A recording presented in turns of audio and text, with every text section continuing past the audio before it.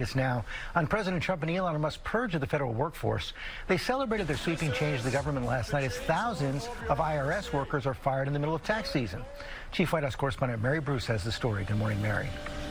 Good morning, George. Well, 1 month into his term, and the president and his team are lauding their overhaul of the federal government and defending their approach. They say the thousands of federal employees fired so far deserve to go, but workers we've talked to say they've been given no real explanation.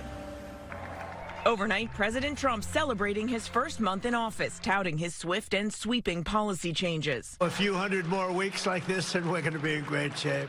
The president also praising Elon Musk and his team at DOGE for slashing federal agencies.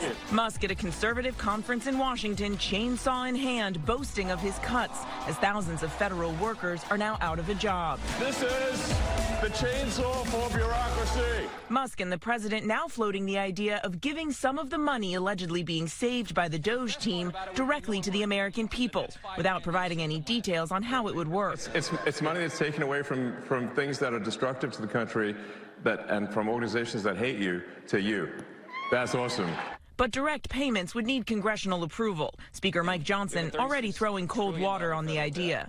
We have a giant deficit that we're contending with. I think we need to pay down the credit card, right? That's what I think we need to do.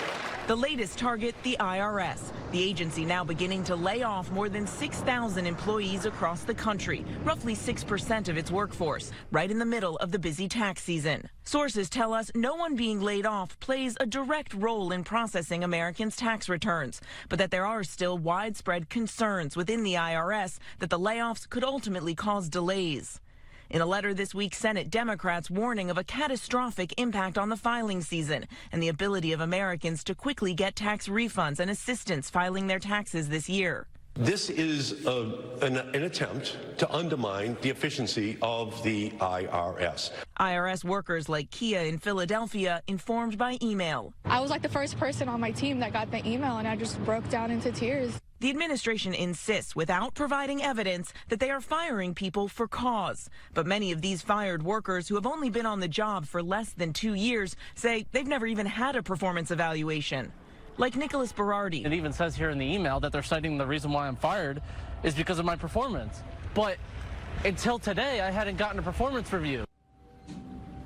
And this morning, the Washington Post is reporting that the president is preparing to take control of the U.S. Postal Service and dissolve its leadership. In the meantime, a federal judge has ruled that the Trump administration must restore funding to aid programs worldwide, finding the administration failed to comply with a previous order lifting the 90-day foreign aid freeze. Rebecca. All right, and a lot of those lawsuits to come. Mary, thank you.